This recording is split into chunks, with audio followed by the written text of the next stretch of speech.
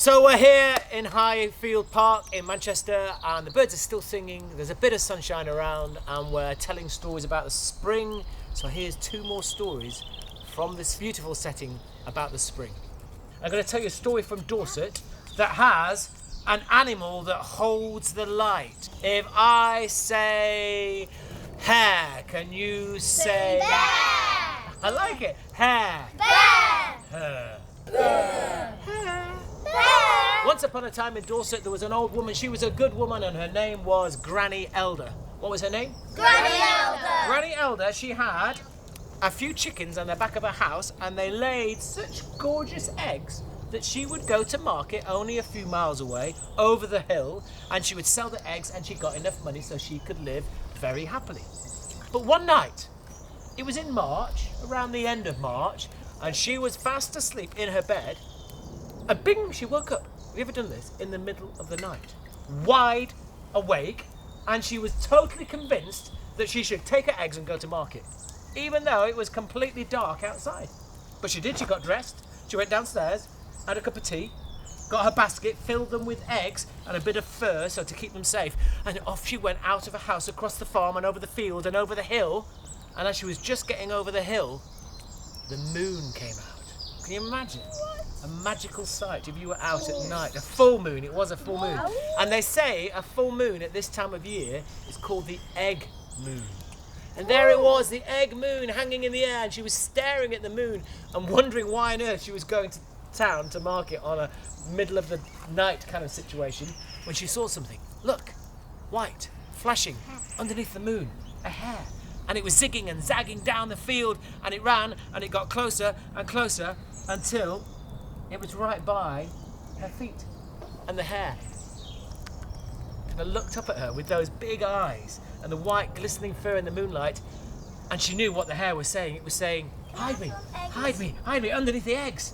So she lifted up the eggs, she picked up the gorgeous little white furred hare, placed it underneath the eggs and hid it so it was just in the basket, and all of a sudden there was the sound of horses' hooves. And down across the hill, marching faster and faster, sounded the hooves and also the sound of dogs. Can you miss some dogs as well? Down from the hill there came a wild hunt. There was a dark hunter with staghorns on his head and his eyes were burning red, and he was riding a black stallion, and every time the stallion hit the ground and hit a stone, sparks flew up into the air, and the dogs, they came with their tongues out and their yellow eyes, and they came down the hill until they stood in front of poor Granny Elder and the rider, who smelt a bit like burning sulphur. He looked at the old woman and said, have you seen a hare?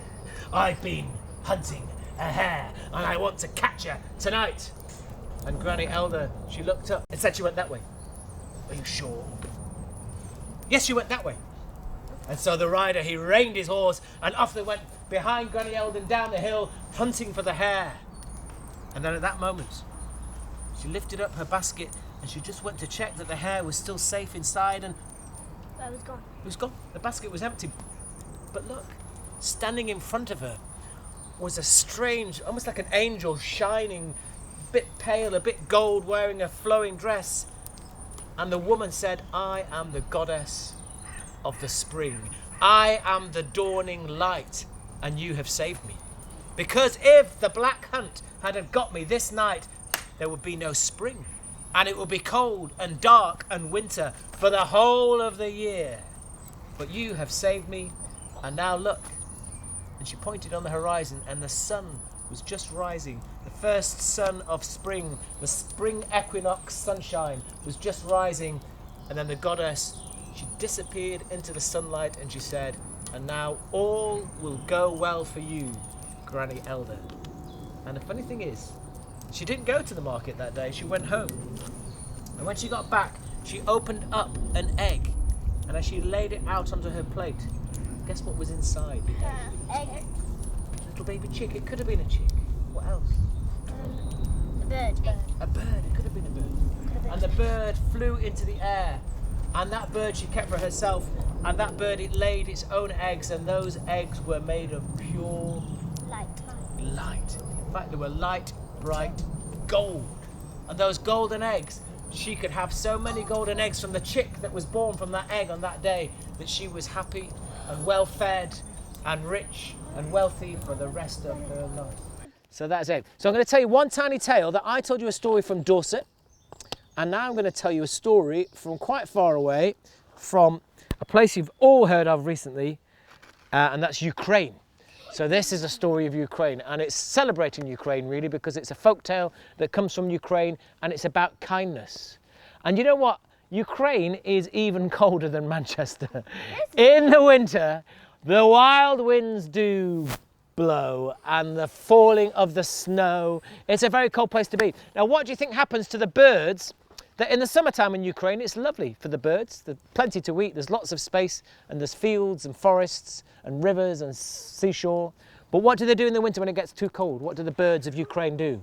I know it. Do they might? Yes, yes, yes. Say it. I forgot the word. Migrate. Well done. You were so close. They migrate, and some of them come down to England. They come down from Ukraine to England. So we get lots of Ukrainian visitors every year in the form of birds. But one year, when the boys and girls were sitting around the fire inside their houses in Ukraine, keeping warm, the storms of snow came early.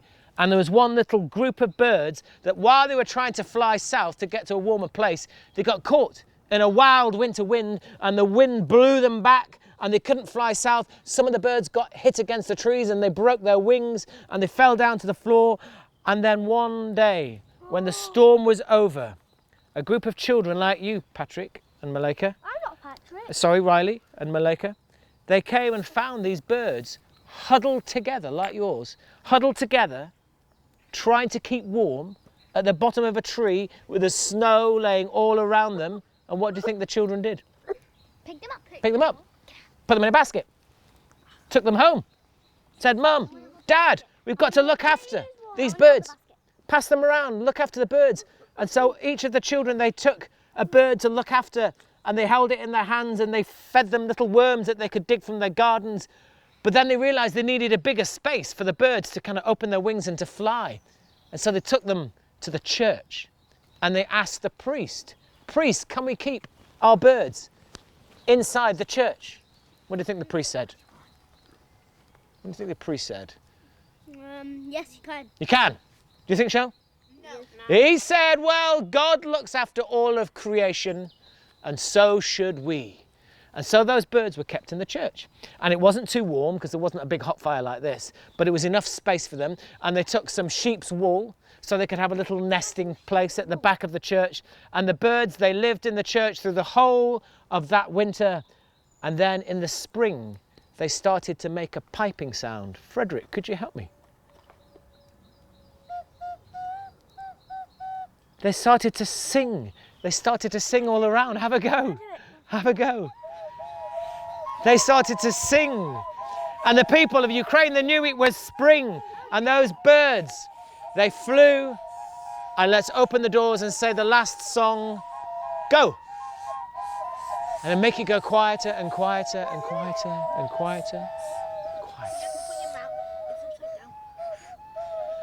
And when the birds had flown away and found their places for the springtime, then the people, they looked to the back of the church, and in the back of the church, each of those birds had laid an egg, and they were kind of speckled, but if you looked carefully in the speckles, there was a word. Thank you.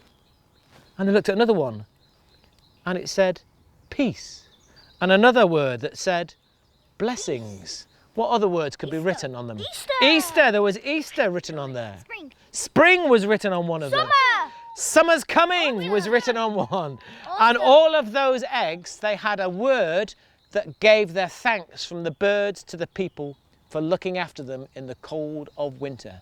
So that is now a tradition in Ukraine, is to have eggs and to write words and to decorate them. So at the end of my stories, and that maybe is the origin of Easter eggs as well, from those birds that said thank you by laying eggs with writing on. So we are going to write on a word, and we're going to decorate them. We've got felt tips, but think of a word that is to do with kindness. Think of a word that is to do with the qualities of spring. The good things that you can think of. Love, that could be a great word. So think of a word that's to do with kindness, to do with thinking of you. Flower maybe. Take an egg and pass it around. So think of your word and then decorate it around the word